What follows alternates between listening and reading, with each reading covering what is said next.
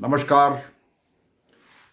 मैं Subhash Sharma, Himalaya Darpan Uttarakhand digital channel का मुख्य संपादक, एक बार फिर से आपके समक्ष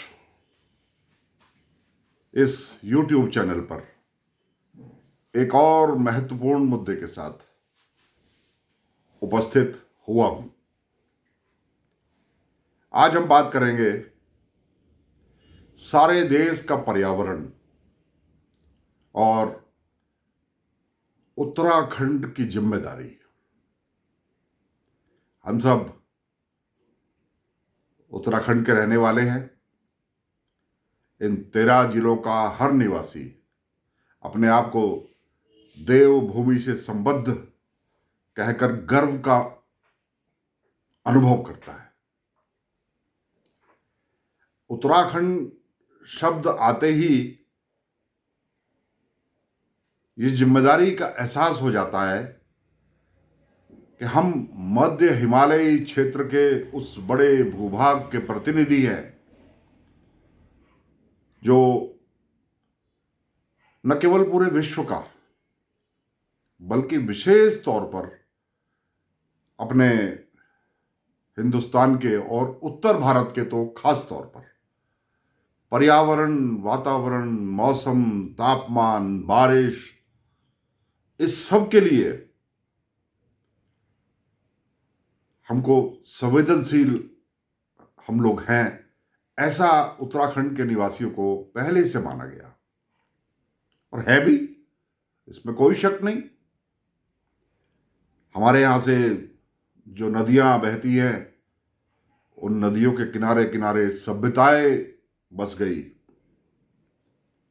और हमने हमेशा इस बात का ध्यान रखा कि हम अगर गैर जिम्मेदारी से पर्यावरण का नुकसान करेंगे तो कहीं ना कहीं वो देश का और पूरी दुनिया का नुकसान होगा। लेकिन एक ऐसी परंपरा बन गई है कि पर्यावरण की सारी जिम्मेदारी दुर्भाग्य से अकेले उत्तराखंड पर थोप दी गई। ये चर्चा मैंने आज इसलिए चुनी कि बहुत दिनों से एक विवाद चल रहा था और विवाद ये था कि जो अभी नेशनल हाईवे उत्तराखंड में बनाया जा रहा है उसकी चौड़ाई कितनी हो, यानी वो जो सड़क बन रही है, जिन मानकों के आधार पर वो सड़क बन रही है, जाहिर है उसमें पहाड़ काटे जा रहे हैं। हम पहाड़ काटने के समर्थक नहीं हैं। बेहतर होता आप बेशक एक वर्ष में कम सड़क बनाते, ना बनाते, आप 4 धाम की सारी सड़कों को एक साथ ना छेड़ते, लेकिन जो खाई की तरफ, वैली की तरफ जो खाली जगह है उसमें कॉलम उठा के वहां स्लैब डालते। पहाड़ को काटना हम उसके पक्षधर न थे न आज हैं, मगर ठीक है, बजट उसमें बहुत ज़्यादा लगता है। हम ये भी मान सकते हैं, आपका ये तर्क भी मान सकते हैं। लेकिन मैंने तो दुनिया के बहुत सारे देशों में ऐसा देखा है, उन्होंने अपने पहाड़ों को नहीं काटा, उन्होंने पहाड़ से सड़क के जो खाई की तरफ जगह है उस पर कॉलम उठा करके उस पर स्लैब डाले और सड़क को उस तरफ चौड़ा किया। चलिए, हमारे बजट की लिमिट्स थी, सड़क बन रही थी, हमने सारी परेशानियां झेलते हुए भी उसका स्वागत किया। और हम उत्तराखंड वासी हैं, हम अपने गांव जब जाया करते थे, आज तो काफ़ी सड़कें नज़दीक आ गई, तो 5-5 किलोमीटर की चढ़ाई को भी कहते थे बस वो जो लाइट दिख रही है वो मेरे गांव की है। और बड़े आराम से, बड़े कठिन और दुर्गम रास्तों में हमारी सांस फूलती थी, कंधे पर बोझ भी होता था, कंधे पर अपने कपड़े लत्ते और पूरे गांव भर के लिए भेली की मिठाई वो भी हम लेकर के जाते थे और बड़ी खुशी के साथ बिना शिकायत करे हम लेके गए। हमें उस जो तकलीफ पिछले 1-2 वर्षों से हो रही है, हमने उसकी कभी शिकायत नहीं करी। अब सभी जानते हैं देवप्रयाग से पहले जो तोता घाटी का क्षेत्र है, जहाँ एक छोटा सा ब्रेक लेकर के हम लोग वहाँ का लोकल खीरा, वहाँ का नींबू पानी और दुकानदारों के साथ थोड़ा सा इधर उधर चाय वगैरह पी करके, जो गाड़ियों को भी विश्राम मिलता था और जिनको सिर में चक्कर आता है, जिनको दूसरी परेशानियां ट्रेवलिंग से होती है, उनको भी एक रेस्ट मिलता था। वो रास्ता बंद है क्योंकि वहां पर सड़क को चौड़े करते वक्त बहुत बड़ा मलबा आ गया, उसको हटाया तो और आया, फिर और आया, फिर और आया, और नतीजा ये कि लगभग लगभग जो मेरे अंदाजे में है 6-7 महीने तो हो गए वो सड़क बंद है। मगर हम टिहरी के रास्तों से और दूसरे रास्तों से जा कर के भी हम उस सड़क के बनने का इंतजार कर रहे हैं। यहां तक तो सब ठीक था। फिर पता नहीं कहां से ये पर्यावरणविद बीच में आ जाते हैं। इतनी सड़क बन गई और आगे की सड़क को एनजीटी में कंप्लेंट करके रुकवा दिया गया कि साहब ये तो बहुत चौड़ी सड़क बन रही है, इससे पहाड़ का ज्यादा नुकसान हो रहा है। अगर नेशनल हाईवे बनेगा तो मानकों के अनुसार बनेगा ना। जो उसकी जहां पर 7 मीटर चौड़ाई है वो 7 मीटर होगी, जहां 8 मीटर है वहां 8 मीटर होनी चाहिए, वरना नेशनल हाईवे का फायदा ही क्या है। सड़क तो फिर अपने मानकों से बननी चाहिए ना, क्योंकि पूरे देश में बन रही है भाई। ये खाली ऐसा नहीं है कि उत्तराखंड के पहाड़ों को आप अगर थोड़ा सा उसकी खुदाई कर लोगे, थोड़ा सा उसको चौड़ा कर लोगे तो उससे पर्यावरण का नुकसान होगा। और प्रतापपुर से दिल्ली के बीच जो अभी आपने 12 लेन की सड़क बनाई है, जो तैयारी पर है, जिसके उद्घाटन पर आप कई कई दिनों तक अपनी शेखी बघाड़ते रहोगे, उसके लिए तो सारी की सारी आपने कृषि भूमि ले ली। न जाने कितने पेड़ आपने नेशनल हाईवे को चौड़ा करने के लिए, जो 2 लेन थी उसको 4 लेन, 4 लेन को 6 लेन, 6 लेन को 8 लेन जो किया है, उसमें कितने पेड़ काटे गए, कोई हिसाब है उसका? बस खाली उत्तराखंड के जो पहाड़ है वहां के पेड़ कटने से ही आपके पेट में दर्द होता है। ये तो अच्छा नहीं है। मगर हम शुक्रगुजार हैं अपने देश की सशस्त्र सेनाओं के, जिनके इंटरवेंशन से, जिनके अनुरोध पर ये सड़क को चौड़ा करने का जो निर्धारित उसकी 7 मीटर 8 मीटर जहां जहां थी, वो 5 मीटर से 7 और 8 मीटर वापस उसको कर दिया गया है। और आज की खबर सुबह सुबह माननीय सुप्रीम कोर्ट का ये निर्देश पढ़ा तो हमें बड़ी खुशी हुई। मगर सवाल यह है कि ये कब तक हम इसकी कीमत देते रहेंगे? मैं जिन दिनों समाज के विषयों को समझने लगा था, उन दिनों एक आंदोलन देहरादून में शुरू हुआ था, और वो आंदोलन था यहाँ चूना पत्थर निकालने की जो खदानें थी, जो सभी जगह देहरादून जनपद की, चाहे वो सहस्त्रधारा हो, चाहे इधर माल देवता के पास हो, वो चाहे मसूरी के हाथी पांव रोड पर हो, चाहे वो इधर भट्टा गांव के नीचे हो, उन सब माइंस को इसलिए बंद कर दिया गया।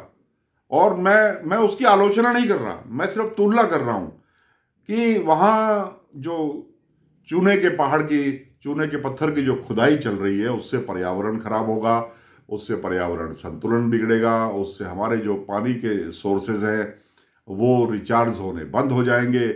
मसूरी पर बहुत बोझ हो गया, वो और सड़कें उसकी बैठती जाएंगी। चूने का पहाड़ नरम होता है, वो इतना वजन नहीं ले पाएंगी, वगैरह वगैरह। हमने उसका दोनों हाथों से स्वागत किया। नतीजा क्या हुआ? मैं किसी का नाम नहीं लेना चाहता, और आज मैं दुर्भाग्य से वो परिवार आज हमारे बीच में है नहीं। मैं सिर्फ एक उदाहरण के तौर पर कह रहा हूं। मेलाराम मारवा जी थे ना, बहुत बड़ा उनका माइंस का काम था। वो भी पश्चिमी पाकिस्तान से विभाजन के समय विस्थापित होकर के देहरादून आए थे। मैंने उनके घर पर, उनके दफ्तरों पर चंदा मांगने वालों की बहुत बड़ी, वहां पर मैंने एक पंक्ति देखी, मैंने लोगों को देखा, इंतजार करते हुए देखा।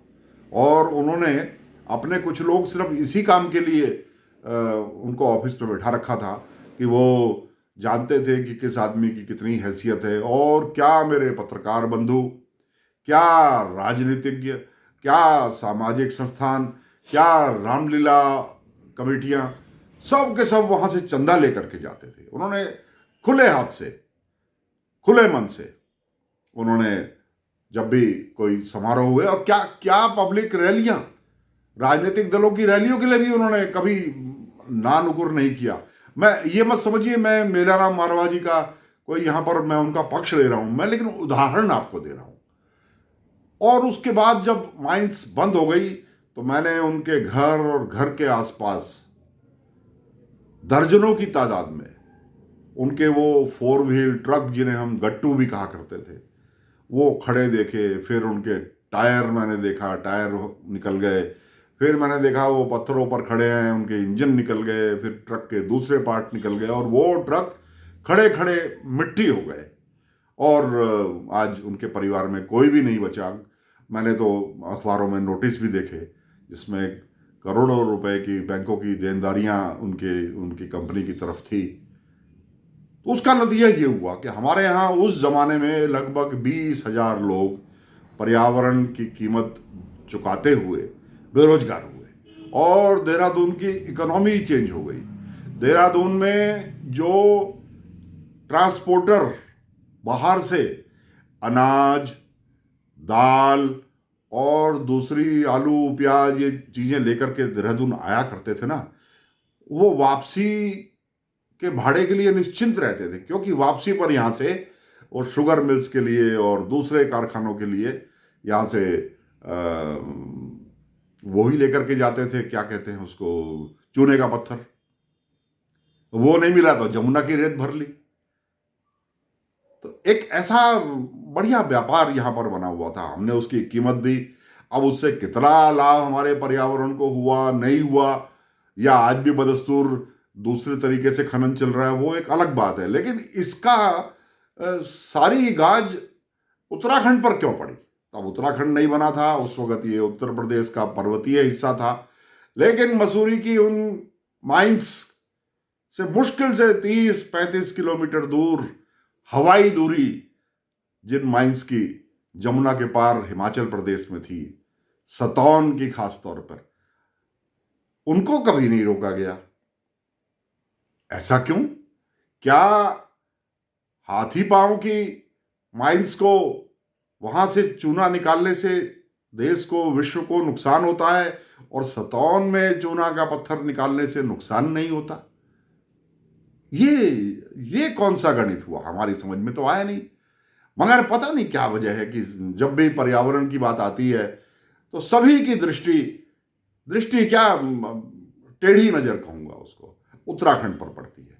और पर्यावरण के नाम पर हमारे एक एक करके यहाँ पर रोजगार खत्म हो गए, सारे रोजगार खत्म हो गए। और स्थिति ये हुई कि हमको नए रोजगार तो हम कोई पैदा नहीं कर पाए, क्योंकि हम अगर यहाँ फैक्ट्रियाँ लगेंगी तो उससे पर्यावरण को नुकसान होगा, ये मान लिया गया। हिमाचल प्रदेश में बड़ी बड़ी डिस्टिलरीज लगती रही, हिमाचल प्रदेश में बड़े बड़े इंडस्ट्री एरिया बनते रहे, परवाणु में, सतौन में, सोलन में, बद्दी में, कितने डेवलप हो गए। और वहाँ आज पर्यावरण नाम की कोई समस्या ही नहीं है। सड़क वहाँ शिमला रोड जो मुख्य वहाँ की लाइफ लाइन है, वो अंग्रेजों के ज़माने से ही चौड़ी थी, बाद में वो और चौड़ी कर दी गई। और जब उत्तराखंड की सड़कें चौड़ी करने की बात आती है, जब हम सड़कें चौड़ी होंगी तो पर्यटन को बढ़ावा मिलेगा, नए पर्यटनों के अवसर मिलेंगे। स्थानीय लोग सड़कों के आसपास के जो रमणीय क्षेत्र हैं वहाँ पर नए टूरिस्ट रिजॉर्ट बना सकेंगे। जो इतनी बड़ी तादाद में हमारा रिलीजियस टूरिस्ट यहाँ आता है, वो जाते हुए भगवान के दर्शन करे और लौटते हुए 2-4-6 दिन हमारे इन लॉजेस में जो आसपास खुलने की संभावना है, जब उसका नंबर आता है तो हमारे ऊपर रोक लगा दी जाती है। ये हम कब तक बर्दाश्त करेंगे भाई? और क्यों करेंगे? पेड़ एक जमाने में कटते थे हमारे उत्तराखंड में, चिपको आंदोलन चला, हमने दिल खोल के उसका स्वागत किया। वही एजेंसीज जो एक समय में डिफॉरेस्टेशन कर रही थी, जो पेड़ों को काट रही थी, उन्हीं एजेंसीज को बाद में काम दे दिया गया, वो वन विभाग का हिस्सा है, कि अब आप प्लांटेशन करोगे। जो पेड़ काटते थे, जो जंगलों को काटते थे, उन्हें ये काम दे दिया गया कि अब आप पेड़ लगाओगे। आज मैं आपके माध्यम से आपकी अदालत में हिमालय दर्पण उत्तराखंड की जिम्मेदारी समझते हुए ये पूछना चाहता हूं अधिकारियों से कि जरा इसका हिसाब भी तो दें। इतने वर्षों में जो आपने इतने पेड़ लगाए कागजों में, ऑन रिकॉर्ड, जिसके नाम पर हर वर्ष अरबों रुपया आप खर्च करते हो कि हर साल अब साहब जी अगले 3 महीने तो प्लांटेशन होगा, वो कितने पेड़ उसमें से आज जिंदा हैं? इसका हिसाब कौन मांगेगा आपसे? आपने जितने पेड़ कागजों में लगा दिए, जितने पेड़ ऑन रिकॉर्ड लगा दिए, उतने में तो उत्तराखंड की धरती कई बार पेड़ों से ढक जाती। आपने पौधे एनजीओज को दिए, आपने स्कूल के बच्चों को भी दिए, आपने अपने विभागों से भी लगवाए, आपने नर्सरी बनवाई, आपने यहां तक कि हवाई जहाज और हेलीकॉप्टरों से भी बीज छिड़कवाए। तो कहां है वो जो आपने हरियाली पैदा करने का दावा किया, जिसके नाम पर अरबों रुपए की बंदरबाट हर साल यहां हो जाती है और होती रही है और पता नहीं कब तक होती रहेगी। ये पर्यावरण के नाम पर लूट, ये कब तक चलेगी और हम कब तक बर्दाश्त करेंगे? मैं अपने क्षेत्र की सारी जनता को, सारे लोगों को, सारे पाठकों, सारे दर्शकों को मैं आगाह करना चाहता हूं। हमारे गांव के चारों तरफ हर जगह एक एक जगह को रिजर्व किया जाता है, उसमें घेरबाड़ बनाई जाती है ये बोल करके कि इसके अंदर पशुओं का चारा का विकास किया जाएगा, और घेरबाड़ बना करके हमने वहाँ पर उतने एरिया को रिजर्व कर दिया, उसमें प्लांट्स भी लगा दिए और उसको इतना ऊंचा कर दिया कि उसमें जो स्थानीय कृषक है उसकी गाय अंदर ना घुस सके, उसकी बकरी अंदर ना घुस सके। तो क्यों नहीं वो डेवलप हुए? क्यों नहीं पानी के नए स्रोत रिचार्ज हुए? यहां तो पुराने स्रोत ही खत्म हो गए। तो फर्जी काम है ना। सिर्फ पर्यावरण के नाम पर हमारी भावनाओं को ठगा जा रहा है, और पर्यावरण को बचाना, ये इस नाम से कोई एनजीओ बनाना, ये एक फैशन हो गया और पूरी दुनिया में आज यही चल रहा है। रियो द जनेरो अर्थ समिट, ब्राजील के रियो द जनेरो में जो अर्थ समिट हुआ था, वहां एक प्रस्ताव पारित हुआ था 1994 में, संभवतः या ज्यादा 94-95 के मध्य में, कहीं जहां तक मुझे याद है 1994 में, कि वो देश, वो क्षेत्र जो पर्यावरण की रक्षा के लिए अपने क्षेत्र में आगे जो अनियोजित विकास है उसको रोकेंगे, और पर्यावरण के बढ़ावा करने के लिए जो देश आगे आएंगे, उन देशों को पूरे विश्व का ऑक्सीजन उत्पादक, पर्यावरण संतुलन का नियामक माना जाएगा और उनको पूरी दुनिया मुआवजा देगी। बस यही अभिशाप हो गया हमारे लिए। हमको लगा था कि ये अच्छा है, तो उसके बाद एनजीओ की बाढ़ आ गई कि हम साहब उत्तराखंड में पर्यावरण को हम बढ़ा रहे हैं, हम उत्तराखंड में पर्यावरण की सुधार के लिए हमारा एनजीओ काम करेगा। इधर प्रोजेक्ट रिपोर्ट गई, उधर पैसा आया, कुछ अधिकारी, कुछ कर्मचारी और बाकी एनजीओ। सारे एनजीओ ऐसे नहीं हैं, लेकिन अधिकांश जमीन पर काम नहीं है। और उसके बाद ये हो गया कि भाई उत्तराखंड को मत छेड़ो, छेड़ा तो पर्यावरण यहाँ का खराब हो जाएगा। और आप और हम इस षड्यंत्र के शिकार लगातार होते जा रहे हैं। हमारी वो परेशानी जो हमको सिर्फ मुश्किल से 6 महीने 8 महीने हमको दिक्कत आती, वो 2-2 3-3 साल तक एक जगह का काम रुका हुआ है। क्यों? क्योंकि नेशनल ग्रीन ट्रिब्यूनल ने, पूरे आदर के साथ कहना चाहता हूँ नेशनल ग्रीन ट्रिब्यूनल का, कि आपकी मंशा अच्छी होगी, हमें उस बारे में नहीं जानकारी, मगर उसके जो साइड इफेक्ट्स हैं वो उत्तराखंड के लोगों के ऊपर ठीक नहीं पड़ रहे हैं। एक तरफ आप पलायन की बात करते हो कि उत्तराखंड का आदमी पलायन छोड़ करके पलायन क्यों कर रहा है, उत्तराखंड की धरती को, अपने गांव को छोड़कर क्यों जा रहा है, और वहां रुके तो उसकी हर योजना के सामने पलायन, पर्यावरण का सवाल खड़ा हो जाता है। कितनी सड़कें ऐसी थी जिसको स्थानीय लोगों ने आंदोलन करके अपने ऊपर मुकदमे झेले और पेड़ काट दिए, क्योंकि वो पेड़ हमारे गांव की सड़क जाने में बाधक बन रहा था। इधर से सड़क बन गई, उधर से सड़क बन गई, बीच में 10-12 पेड़ है, वो काटने की परमिशन नहीं मिलती थी। तो उसकी वजह से हमारी प्रसूताओं को कंधे पर जाना, हमारे वृद्ध लोगों को कंधे पर जाना, और कितने ही लोग सिर्फ इस डर से कि जाएंगे कैसे, अपने गांव में स्वास्थ्य के अभाव में, सुविधाओं के अभाव में दम तोड़ देते हैं। या कितनी प्रतिभाएं जिनको सिर्फ इसलिए कि उनके गांव में कनेक्टिविटी नहीं है, वो आगे नहीं बढ़ पाते। और जो बाहर चले गए वो कहते हैं यार वापस कहाँ जाएं, वहां तो सड़क तक पे रोक लगी हुई है। तो ये कुछ मुद्दे मैंने आपके सामने बोले, और मैं इसका एक दुष्परिणाम आपके सामने आज बता करके आज आपसे विदा लूंगा। टिहरी डैम आपके सामने ज्वलंत उदाहरण है। जिस वक्त इसकी परिकल्पना हुई, जिस वक्त इसकी प्रोजेक्ट रिपोर्ट बनी, उसके बाद हमारे ही बीच के पर्यावरणविद, मैं यहाँ भाई किसी की आलोचना नहीं कर रहा, कोई इसको व्यक्तिगत तौर पर ना ले, लेकिन उसका खामियाजा, उसका नुकसान क्या हुआ?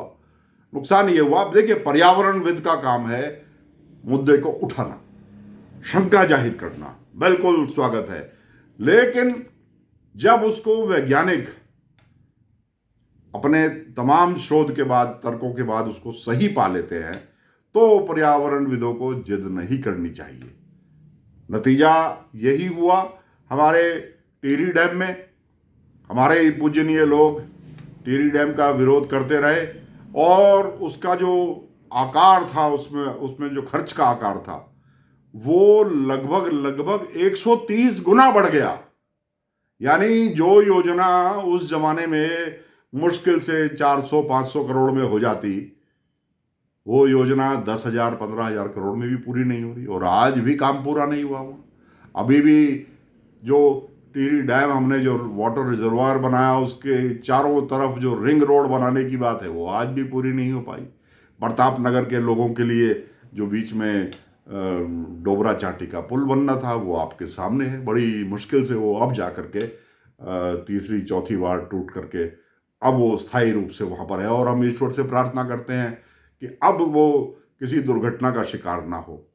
तो ये कॉस्ट बढ़ती गई तो कमीशन बढ़ता गया। ये खेल है, ये षड्यंत्र का खेल है। इसके पीछे जो सड़क अब से 1 साल पहले जिस रेट पर बनती, आज उससे कम से कम 25% ज्यादा रेट पर वो सड़क आज वही नेशनल हाईवे चौड़ाई पूरी करने के बाद, क्योंकि महंगाई बढ़ रही है, चीज़ों की कीमतें बढ़ती चली जा रही हैं, बैंकों के ब्याज जो ठेकेदार हैं उनके बढ़ते चले जा रहे हैं। तो मैंने आपको उदाहरण दिया टिहरी डैम का। तो भविष्य में हमारी किसी भी योजना को, चाहे वो विद्युत उत्पादन की हो, चाहे वो टूरिस्ट रिजॉर्ट की हो, चाहे वो सड़क बनाने की हो, चाहे वो उसका लैंड यूज इंडस्ट्रियल करने की हो, पर्यावरण को हम नुकसान पहुंचा नहीं सकते। ये गलत फहमी है, इस गलत फहमी को मन से निकाल दीजिए। जब ये फैक्ट्रियां, ये धुआं उगलने वाली इंडस्ट्रीज नहीं थी ना, तब भी कितनी बार जाने हिमयुग आया, और कितनी बार ये पृथ्वी बंजर में तब्दील हुई, कितनी बार इस पृथ्वी पर उथल पुथल हुई, उसका कोई हिसाब भी नहीं है, अंदाजा है सिर्फ। तो इसलिए हमारी ताकत कहाँ है पर्यावरण को छेड़ने की? इंसान चांद पे पहुंच गया, लेकिन अभी इतना दम नहीं है इंसान में कि हम पर्यावरण को प्रभावित कर सके। कुछ देर के लिए हमको ऐसा लग सकता है, मगर वो हमारी स्टडी इनकम्प्लीट है। इन्हीं शब्दों के साथ आज शायद मैं अपने मन की बात कहते कहते, मुझे समय सीमा भी ध्यान नहीं रही। मुझे उम्मीद है कि आप मेरे इस पूरे जो मेरी चिंता है उसको अपने मन में रख करके उसका मंथन करेंगे, और हमेशा इसी प्रकार से मेरे साथ मेरे इस YouTube चैनल से जुड़ते रहेंगे। अगर आपको मेरी बात अच्छी लगी हो तो मैं अंत में एक बार आपसे फिर यही कहना चाहता हूं कि इसको लाइक कीजिए, इसको शेयर कीजिए, और अपने विचार भी इस जो नीचे इसमें कमेंट वाला जहाँ कॉलम है उसको दबा करके वहाँ अपने विचार भी लिखिए, और हमेशा की तरह इसको सब्सक्राइब भी करते रहिए। आप सबका बहुत बहुत आभार। नमस्कार।